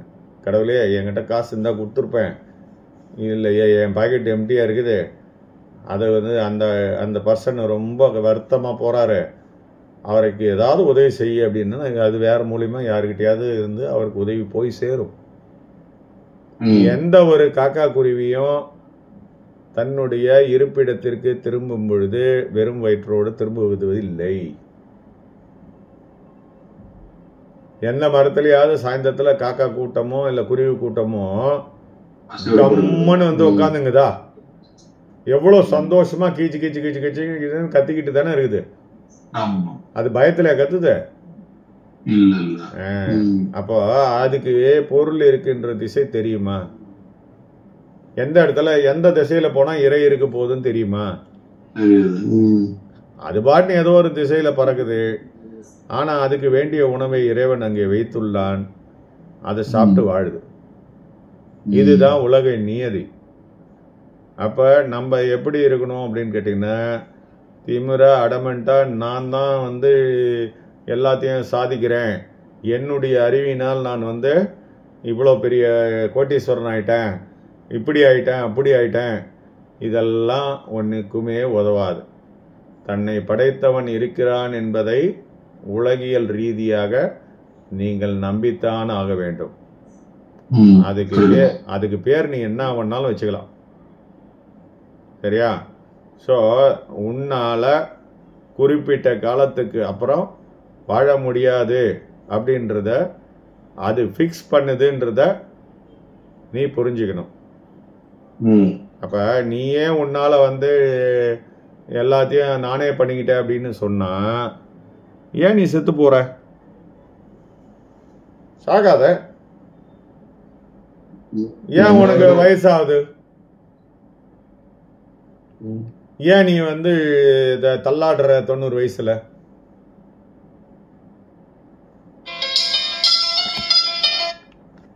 இல்லையா? அப்படியே ஒரே நிமிஷம் இருங்க.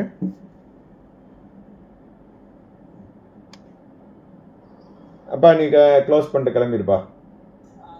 அது சாவி எடுத்துட்டு போ, நாளைக்கு 6 மணிக்கு கதை திறந்து வை. ஓகே, புரியுதுங்களா? ஸோ எல்லாத்தையும் மறந்து விடுங்கள், ஆணவத்தில் ஆட வேண்டாம். எப்பயுமே ஐயோ அது என்னது இது,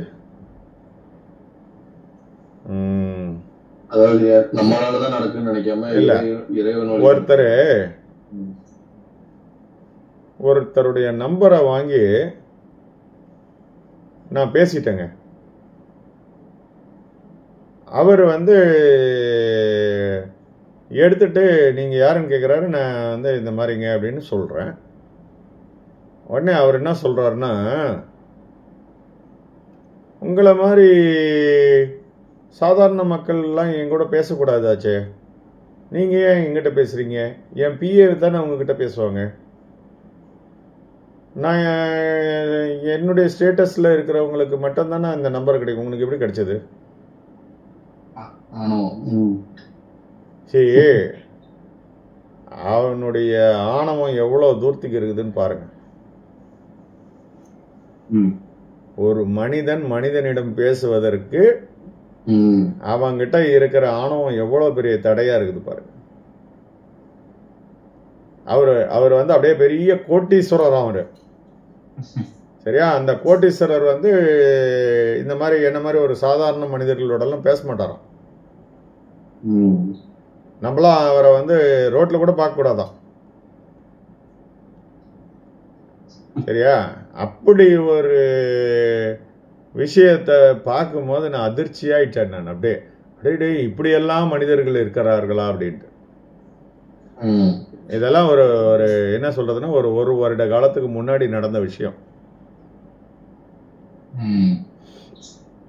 அது வந்து அது அவர்கிட்ட வந்து நம்ம போன் பேசிட்டது அப்படியே தப்போம்.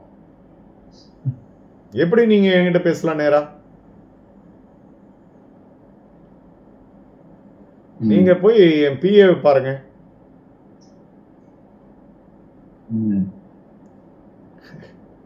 ஏன்பா நான் என்ன உங்ககிட்ட உதவியா கேட்டேன்? ஒரு மெசேஜ் சொல்றதுக்கு உனக்கு போன் பண்ணேன். நீ உங்ககிட்ட மெசேஜே சொல்லக்கூடாது அப்படின்னு வந்து இது பண்ணுனா, நீ சாகும் போது என்ன உனக்கு ஸ்பெஷலா கொடுக்க போறாங்களா? இல்ல 2 நாளுக்கு மேல நீ கோட்டீஸ்வரன்றதுனால உன் உடம்பு நாராம இருக்க போதா? இல்ல நீ வந்து கோட்டீஸ்வரன்றதுனால உன்னை ஸ்பெஷலா வந்து வந்து வேற எங்கேயாவது எடுத்து போய் புதைப்பாங்களா? உன் வீட்லயே முதல்ல வச்சுக்க மாட்டாங்க. நீ எடுத்துன்னு போற ஒரு ஒரு என்ன சொல்றது, எதுவுமே உன் கூட வரப்போறது கிடையாது. எல்லாத்தையும் புடுங்கிட்டு தான் அனுப்புவானுங்க. சரியா? அதாவது இத நான் ரொம்ப ஆப்வியஸா வந்து எப்படி நான் வந்து அனுபவமா உணர்ந்துக்கிட்டேன்னா, லாஸ்ட் இயர் வந்து எங்க அம்மா வந்து திடீர்னு இறந்துட்டாங்க. Very aged. அவ்வளோதான். அவங்களுக்கு எல்லாமே கொஞ்சம் கஷ்டமான நிலை. நல்லா இருந்தாங்க. ஆனால் அதாவது ஹெல்த் வைஸ் வந்து என்னென்னா அவங்களுக்கு 84 இயர்ஸ் ஆகுது. அவங்களுக்கு அந்த முட்டி வெளியே தவிர வேறு அந்த சுகர்லாம் இருந்தது. ஆனால் அதெல்லாம் கூட கண்ட்ரோல் ஆயிடுச்சு. பட் மற்றபடி அவங்களுக்கு வந்து அந்த செஸ்ட் பெயினோ இல்லை இதுவோ அதெல்லாம் எதுவுமே இல்லை. பட்டு விதின் வந்து ½ அன் ஹவர் வந்து எந்த அட்மிஷன் எதுவுமே இல்லாமல் டம்முன்னு அவங்க வந்து ஒரு செகண்டில் உயிர் பிரிஞ்சிருச்சு. சரிங்களா? இப்போது அவங்களுக்கு வந்து என்ன பண்ணுறோன்னா, அப்படியே சும்மா காது கிழிகிற அளவுக்கு பேண்டு,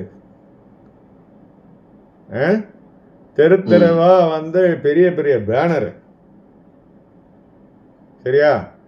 அப்புறம் வந்து அந்த பூக்களால் ஜோடிச்ச அந்த வண்டிக்கு 1 லட்சம் ரூபாய் செலவு.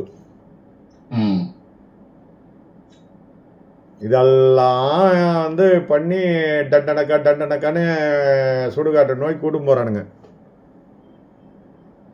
நான் இப்போ வந்து அதாவது கொல்லிப்படுறவர் வந்து என்னுடைய பிரதரு. நான் வந்து எங்கள் அப்பாவுக்கு அதை வந்து பண்ணது. ஸோ இது வந்து அம்மாவுக்கு அவங்க பண்ணணும், பெரியவர் பண்ணணும். ஸோ என்ன ஆகுது, இப்போ நானும் கூட வந்து அந்த வெறும் ஒரு வேட்டி மட்டும் கொடுத்தானுங்க, அதை கட்டிக்கின்னு போகிறேன். போய் அந்த சுடுகாட்டு வாசலில் போன உடனே என்ன பண்ணானுங்கன்னு பார்த்தீங்கன்னா, இந்த எங்கள் அம்மாவுடைய உடம்ப டபக்குன்னு தூக்குனானுங்க. எடுத்துன்னு போய் ஒரு குழிக்கு பக்கத்தில் வச்சுட்டு பால் ஊற்றுறவங்க ஊற்றுங்க, வாய்க்கு அரிசி போடுறவங்க போடுங்க, எல்லாம் ஒரு சாங்கியங்கள்லாம் சொன்னாங்க. ரைட்டு.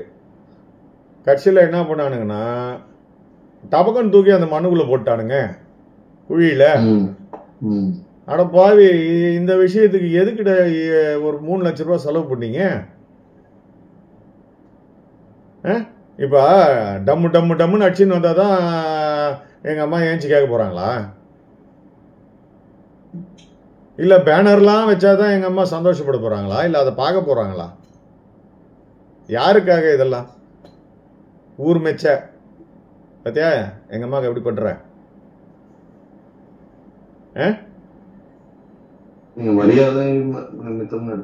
அது எப்படி மரியாதைன்னு நம்ம சொல்ல முடியும்? இந்த 3 லட்ச ரூபாயை நீ வீண் பண்ணதுக்கு இந்த 3 லட்ச ரூபாயை வந்து பசியால் தவிக்கின்ற ஏழை மக்களுக்கு நம்ம கொடுத்துருக்கலாம்ல. ஒரு வேளை சாப்பாடு சாப்பிட்ருப்பாங்க. அது பல உயிர்களுக்கு போயிருக்கோம். எங்கள் அம்மாவுடைய ஆத்மாவுக்கு அது சாந்தி அடைஞ்சிருக்கும். நம்ம பசங்க நல்லது செய்கிறாங்கன்னு அப்படி உண்மையிலே அவங்க நம்மளை பார்க்குறாங்கன்னா எதுக்குங்க இவ்வளோ ஆடம்பரம்? ஒன்றுமே தேவையில்லைங்க. சாதாரணமாக வந்து ஒரு ஆம்புலன்ஸில் தூக்கி போட்டு அதாவது அப்போதான் நினச்சிக்கிறேன், கொரோனா டயத்தில் எத்தனை கோடீஸ்வரன் கூட ஒரு ஆள் கூட இல்லாமல் எத்தனை பேர் தூக்கி போய் போட்டாங்க தெரியுங்களா? அப்போ அப்படி போகிறவங்களுக்கு வந்து அவங்களுக்குலாம் அது வந்து நிலைக்காதா? இல்லை அந்த அவங்களுடைய பாடியெல்லாம் மண்ணோட மண்ணு ஆகாதா? இப்படியெல்லாம் அடிச்சின்னு போனால் தான் போகுமா? சரி, இதை வீண் விளம்பரம் பாரு. நான் எங்கள் அம்மாவுக்கு எப்படி பண்ணியிருக்கேன் பாரு, எவ்வளோ கிராண்டாக எடுத்துன்னு போகிறேன் பாரு. சரியா? இதெல்லாம் வந்து மனசாட்சி இருக்கணும். இருக்கும்போது நம்ம வந்து அவங்களுக்கு சந்தோஷமாக வச்சுருந்துருக்கணும். அதுதான் முக்கியம். இருக்கின்ற வயதானவர்களை தயவு செய்து யாரும் ஒதுக்காதீங்க. இதை நல்லா பார்த்துங்க, உங்களுக்கும் வயசாகும். சரியா? இதனால் வந்து அது என்ன சொல்கிறது, அது அப்படி தான் வந்து இன்னைக்கு குடும்பத்தில் நடந்துகிட்டு இருக்குது. நாங்கள் தினமும் பார்க்குறோம். நம்ம அங்கே ஹாஸ்பிட்டலில் வயதானவங்களை எடுத்துகிட்டு வந்து நைட்டில் கொண்டு வந்து அந்த விசிட்டிங் ரூமில் தள்ளிட்டு போயிடுவானுங்க.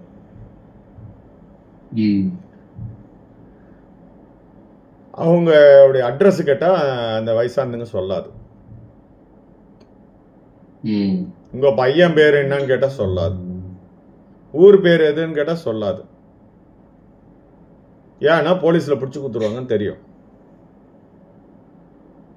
ஸோ அந்த ஒரு கிரிட்டிக்கல் ஸ்டேஜில் கூட தன்னுடைய குழந்தைகளை காப்பாற்றுறாங்க பாருங்க. அது எவ்வளோ பெரிய பெருந்தன்மை யோசிச்சு பாருங்க. அவங்களுக்கு வந்து அது ஒரு வெஞ்சன்ஸ் குழந்தைங்க மேலே இருந்ததுன்னா எழுதி கொடுத்துருவாங்க கையில், அட்ரஸ், ஃபோன் நம்பர் எல்லாமே. இது இத்தனை வருஷமாக அவங்க இருக்கிறாங்களா, அதெல்லாம் தெரியாமையா இருக்கும் அவங்களுக்கு. ஆனால் அவங்க இது வரைக்கும் வாய் திறந்து சொன்னதில்லை. இது வரைக்கும் நான் ஒரு கேஸ் கூட அந்த மாதிரி வந்து அட்ரஸ் சொன்னது இல்லை. நாங்கள் நிறைய கேஸை ட்ரீட்மெண்ட் பண்ணி சரியா இந்த மாதிரி வரவங்களெல்லாம் அப்படியே விட்டுறது இல்லை. இது எல்லாத்தையும் எடுத்துன்னு போய் அதுக்குன்னு ஒரு வார்டு வச்சுருக்கிறோம். அந்த வார்டில் வச்சு ட்ரீட்மெண்ட் பண்ணி அவங்கள சுகப்படுத்தி அவங்களுக்கு ஓரளவுக்கு தன்னிச்சையாக இயங்குகிற லெவலுக்கு வரும்போது அவங்கள வந்து ஒரு நியரஸ்ட்டு ஒரு ஓல்டேஜ் ஹோம் அதில் வந்து அவங்கள வந்து சேர்த்து விட்ருவோம். சரியா? இது வந்து பல வருடங்களாக நடந்துக்கிட்டு தான் இருக்குது. சரியா? அதுக்கு எப்படி ஒரு மனசு வருதுன்னு எனக்கு தெரியலங்க. தன்னை பெற்று வளர்த்த ஒரு ஒரு தாய் கூட விட்டுரு நீங்க வந்து அது ஒரு சொந்தம் ரத்தம். அதை நீ வந்து ஒரு வேண்டாத பொருளாக தூக்கி போடுறிய. அன்னைக்கு நீ பிறக்கும் போதே அதை தூக்கி போட்டு போயிருந்தா நீ வளர்ந்துருப்பியா? இன்னைக்கு நீ இந்த வேலையை செய்வியா? உன்னால செய்யதான் முடியறதுக்கு நீ இருப்பியா? சரியா? அதை கூட யோசிச்சு பார்க்காம அப்படி எல்லாம் இருக்கிறவங்களெல்லாம் வந்து என்ன சொல்றது, அது விதின்னு ஒன்று இருந்தால் தயவு செய்து அது தண்டிக்கட்டும். கர்மான்னு ஒன்று இருந்ததுன்னா அவங்களுக்கு அந்த கர்மா பாதிக்கட்டும். நான் வந்து அது கடவுள்கிட்டயே வேண்டிக்கிறேன். இந்த மாதிரி பண்றவங்களை எல்லாருமே வந்து கர்மான்றது ஒன்று வந்து பாதிக்கட்டும். தாய் தந்தையரை காப்பாற்றாதவர்கள் மனிதர்களே அல்ல. தாய் தந்தையர்னும் போது முதல்ல நினைச்சுக்கோங்க, தாய் தந்தையர்ன்றது வந்து என்னன்னா வயதானவர்கள்னும் போது வந்து அது யாரா இருந்தாலும், நான் சொல்ல வர்றது யாராக இருந்தாலும், அதாவது உங்க அப்பா அம்மாவா இருக்கலாம், இல்லை உங்க ஒய்ஃபோட அப்பா அம்மாவும் இருக்கலாம்.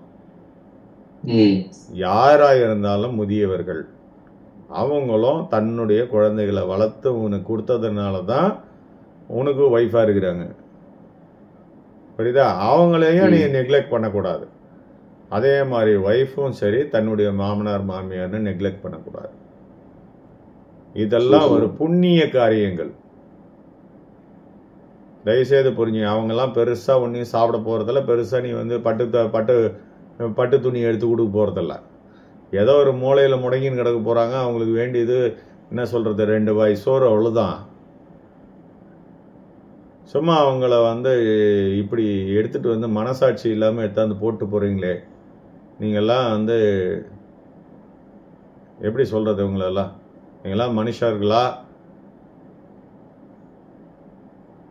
இப்படிதான் வந்து உலகத்துல நிறைய நடந்துட்டு இருக்குங்க. அதனால தாங்க அந்த ஓல்டேஜ் ஹோம்லாம் அதிகமாகிட்டே இருக்குது. அதெல்லாம் வந்து ரொம்ப தப்புங்க. உன்னை வந்து அப்பயே வந்து ஒரு யங் ஏஜ் ஹோம்னு எடுத்துன்னு போய் அங்கே விட்டுட்டு உன்னை அவங்க பாட்டு அவங்க வேலையை பார்த்துட்டு அவங்க சம்பாதிச்சதெல்லாம் அவங்களே செலவு பண்ணிட்டு போயிருந்தாங்கன்னா இன்னைக்கு நீ வந்து படிச்சிருக்க முடியுமா, வாழ்ந்திருக்க முடியுமா, இந்த ட்ரெஸ்ஸை போட்டிருக்க முடியுமா, இல்லை ஒரு பைக் வாங்கியிருக்க முடியுமா? எது தான் பண்ணியிருக்க முடியும். அப்போ நீ சின்ன வயசுலேருந்து கேட்டதெல்லாம் அவங்க வாங்கி கொடுக்குறாங்களே, அப்போ அவங்க வயசாகும் போது அவங்களால முடியாத பட்ச போது கேட்குறாங்களே, நீ ஏன் கொடுக்க முடியல? 10 கேட்டால் 1 செய்து கொடுக்க முடியாதா உன்னால? ஒரு மாசத்துக்கு ஒரு மாத்திரை வந்து வாங்கிட்டு வந்து கொடுத்துட முடியாதா? இது கூட வாங்கி கொடுக்கறதுக்கு உனக்கெல்லாம் வந்து மனசாட்சி இல்லைன்னா அப்புறம் என்னங்க பண்றது? அதாவது தமிழ்நாட்டில் மட்டும்தாங்க அவங்களுக்கு இலவசமாக மருந்து கிடைக்குது. அதாவது இந்தியாவில் தான் இந்த ஸ்கீம்லாம் இருக்குது. இந்தியா தான் வந்து சுகாதாரத்துறையினுடைய முன்னோடி. எந்த கண்ட்ரிலையும் இந்த மாதிரி ஒரு விஷயமே கிடையாது. ஸ்ரீதர் சாரை கேட்டு பாருங்க, யாராவது ஃப்ரீயா மெடிசன் கொடுப்பாங்களான்னு, இன்சூரன்ஸ் இல்லாம எவ்வளவு காஸ்ட்லின்னு ஒரு ட்ரீட்மெண்ட்னு கேட்டு பாருங்க. ஒவ்வொருத்தரையும் அமெரிக்காவில் இருக்கிறவங்க கேட்டு பாருங்க, எல்லாமே வந்து தே ஷுட் ஹாவ் இன்சூரன்ஸ்.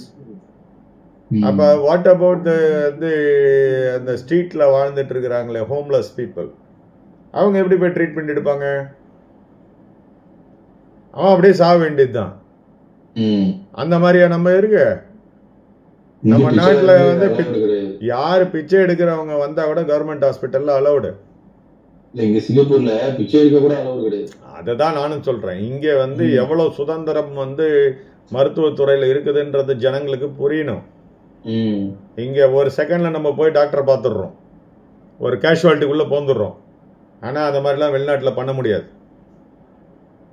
சரியா? ஸோ நம்ம நாட்டில் நம்முடைய விஷயங்கள் வந்து நல்ல விஷயங்கள் நடந்துட்டு இருக்குது. இது வந்து நம்முடைய ஹெல்த் சிஸ்டம் வந்து அவ்வளோ ஸ்ட்ராங்காக இருக்கிறோம் நம்ம. புரியுதுங்களா? எங்கேயுமே இந்த மாதிரி ஒரு ஃப்ரீ சர்வீஸ் கிடையவே கிடையாது. ஸோ அதை நம்ம வந்து ஒழுங்கான முறையில் பயன்படுத்தணும். ஸோ எப்படியெல்லாம் இருக்கும் பொழுது இதையெல்லாம் தாண்டி ஆன்மீகத்தை பற்றி சிந்திக்கிறதுக்குன்னு ஒரு டைம் வருங்க. நீங்க நினைச்சாலும் நினைக்காட்டினாலும் அது உங்களை அந்த இடத்துல இழுத்துன்னு போயிடும். சரியா? That means you are retiring. அவ்வளோதான். ஸோ அந்த ரிட்டையர்மெண்ட் வர்றதுக்கு முன்னாடி நீங்க போய் வந்து அந்த பென்ஷன் ஆஃபீஸில் போய் நின்றுங்கன்னு எனக்கு எப்பயா ரிட்டையர்மெண்ட்டுன்னு கேட்டுனுக்காதீங்க. ஸோ அவன் வந்து ஒன்று ஏமாத்திடுவான் ஒரு நேரத்தில். சரி, இவன் ரொம்ப காசு வச்சுக்கிறான் பொழுது, எல்லாம் முஷ்டாம் பொழுது, அதனால தான் ரிட்டையர்மெண்ட் கேட்குறான். சரி, நான் உனக்கு ரிட்டையர்மெண்ட் கொடுக்குறேன், எனக்கு ஒரு 50,000 கொடுப்பா அப்படின்ட்டு டபக்குன்னு வாங்கி நீ எஸ்கேப் ஆகிடுவான். அவ்வளோதான். நீ பென்ஷன் ஆஃபீஸ் உள்ள போனால் அந்த ஆள் மாதிரி யாருமே கிடையாதுங்கன்றுவாங்க. ம். ஏன்னா ரிட்டையர்மெண்ட்ன்றது வந்து உன் ஏஜ் ஆனால் மட்டும்தான் கொடுக்க முடியும். ம். இல்லைன்னா உனக்கு நெசசரி நம்முடைய லா அக்செப்ட் பண்ணுற அந்த ரீசன் இருந்தால் மட்டும்தான் கொடுக்க முடியும். ம்.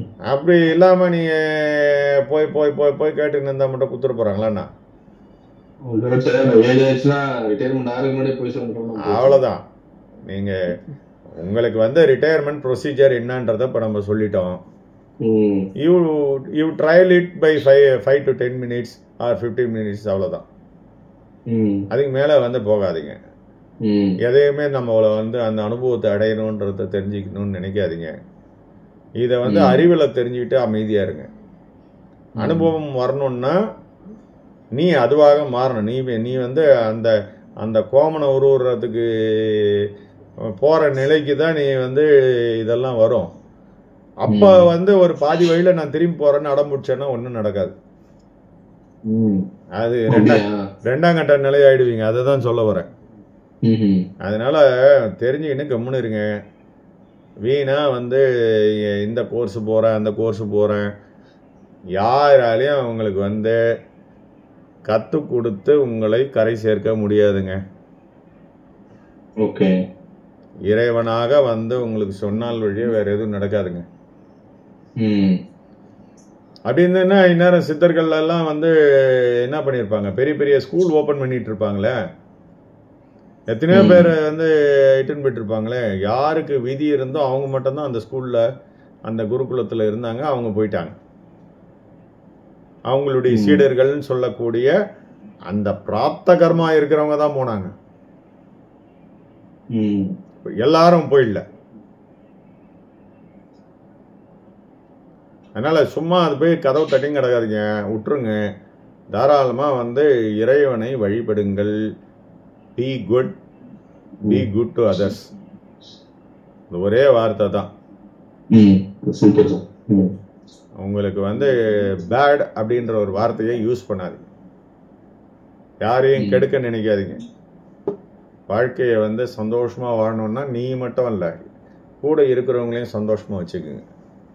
அவங்களையும் சந்தோஷமாக இருக்குதுங்கன்னா அவங்க சூழ்நிலை எல்லாமே சந்தோஷமாயிடும். நீங்கள் சிரிச்சிங்கன்னா 4 பேர் உங்களை பார்த்து சிரிப்பாங்க. நீங்கள் எதிரில் இருக்கிற ஒரு ஆளை முறைச்சிங்கன்னா அவன் முறைப்பான்.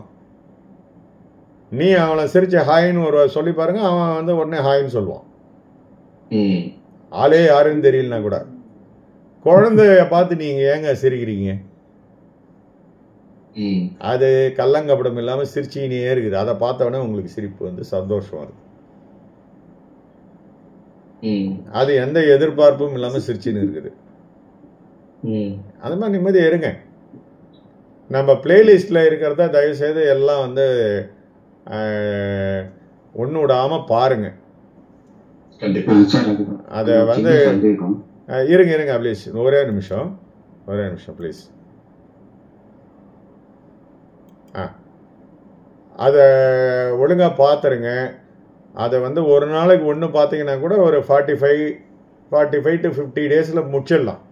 மொத்தம் 50, 43, 44 தான் வந்து பிளேலிஸ்ட் இருக்குது. அதை வந்து பார்த்துனீங்கனாலே உங்களுக்கு ஒரு ஐடியா கிடைச்சிடும். சரியா? அதை பார்த்துக்குங்க. சரியா? அதனால அதை வந்து மிஸ் பண்ணிடாதீங்க. அபிலேஷ், இப்போ நீங்கள் சொல்லுங்க. சார் இல்லை சார், நான் பிளேலிஸ்ட் பற்றி நீங்கள் பேசுனீங்க. எனக்கு என்னன்னா, நான் இன்னைக்கு கேட்கணும்னு நினச்சேன், கொஞ்சம் மீட்டிங்கில் மாட்டினாலும் லேட் ஆச்சாருன்னு. சார் இதுலையாச்சும் நம்ம வந்து இந்த சரணாகதி அப்படிங்கிறத பற்றி பேசியிருக்கீங்களா சார்? அந்த இதில் நான் ஒன்றுனா கேட்டு வந்துட்டு இருக்கேன். அதை பற்றி அதெல்லாம் நீங்கள் வந்து என்ன பண்ணுங்க, எனக்கு ஒரு கொஸ்டினாக வந்து எனக்கு வாட்ஸ்அப்பில் போட்டுருங்க. உங்கள் டர்ன் வரும்போது அதை ஒரு டாப்பிக்காக பேசிடலாம். சரி சார். இன்னைக்கு 1 hour முடிஞ்சிருச்சு. சரியா? அது கட்டாயம் பேசுவோம், ஆனால் கவலைப்படாதீங்க. கண்டிப்பாக. சரியா? ஓகே, நன்றி sir. Okay sir. Thank you so much sir. Thank you.